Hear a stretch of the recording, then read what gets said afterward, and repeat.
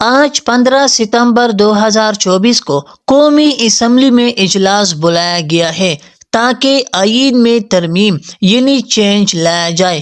تو ناظرین، یہ آئینی ترمیم کیا ہے اور حکومت یعنی پی ڈی ایم یہ ترمیم کیوں لاتی ہے؟ ملک اور عدلیہ کو اس سے کیا نقصان پہنچتا ہے؟ تو یہ ساری باتیں اس ویڈیو میں آپ لوگوں کو بتائیں گے۔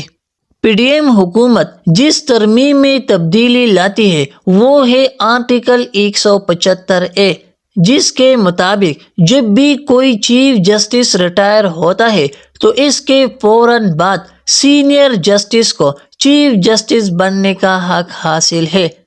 اس میں کوئی ووٹنگ نہیں ہوگا، صرف صدر مملکت اس کا نوٹیفیکیشن جاری کرے گا۔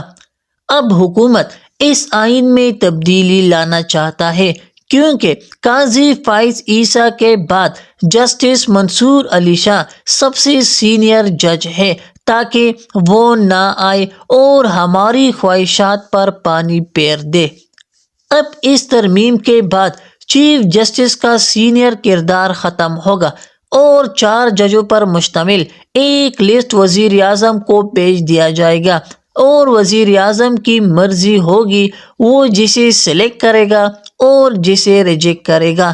دوسرا ہے آرٹیکل 179، جس کے مطابق ریٹائر چیف جسٹس کا عمر 65 سال ہوگا، مگر حکومت اب 65 کے بجائے مزید 3 سال ایڈ کر کے 68 سال بنا لیتے ہیں، کیونکہ قاضی فائز عیسیٰ کی عمر 65 سال ہو چکی ہے۔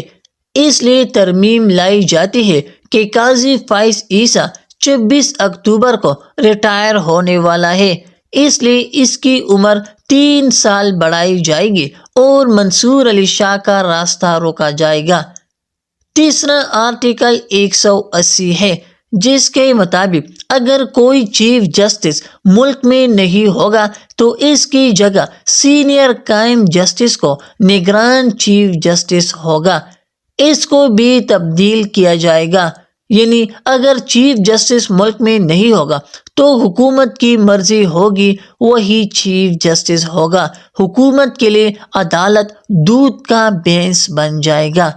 چوتھے، پی ڈی ایم یہ تبدیلی کرتی ہے کہ ایک صوبے کا ہائی کورٹ جسٹس دوسرے صوبے منتقل کر لے، کیونکہ اس سے پہلے ایک صوبے ہائی کورٹ جسٹس دوسرے صوبے منتقل نہیں ہوتا تھا، کیونکہ اب اگر تبدیلی ہو جائے، اگر کوئی ہائی کورٹ جسٹس کوئی لاپتہ افراد کا کیس یا دوسری اہم مسئلہ چھیڑے تو اس کو فوراً تبدیل کیا جائے گا اور یوں کیس رد و بدل کر کے بند کر دیا جائے گا۔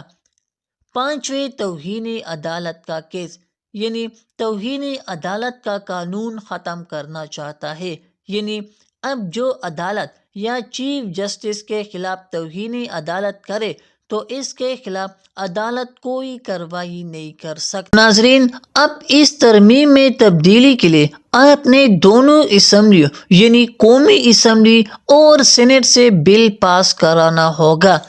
قومی اسمبلی سے پاس کرانے کے لیے 2/3 اکثریت یعنی 224 ووٹ درکار ہوں گے، مگر اس وقت پی ڈی ایم حکومت کے پاس ٹوٹل 214 ووٹ ہے اور 10 ووٹ درکار ہے۔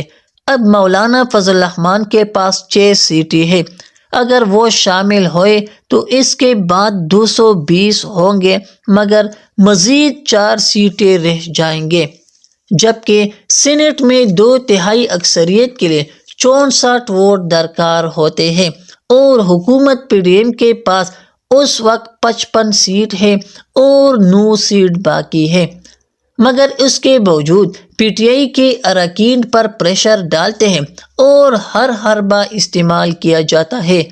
تو ناظرین، آپ اس معاملے کو کس نظر سے دیکھتے ہیں؟ کمنٹ میں اس کا جواب ضرور دیجیے۔ شکریہ۔